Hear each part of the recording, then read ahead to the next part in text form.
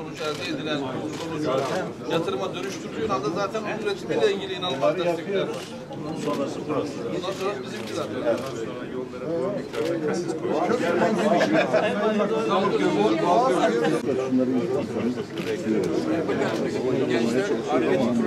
Habire arkadan görüyoruz.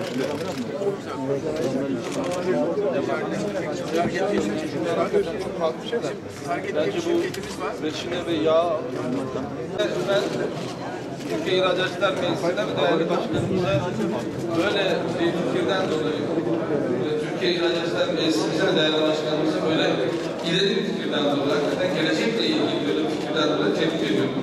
Burada katılımda bulunan bütün arkadaşlarımızı tebrik ediyorum.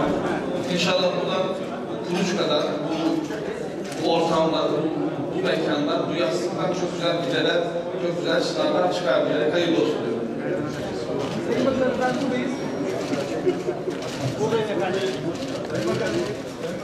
Ben buradayım. Sen kimsin?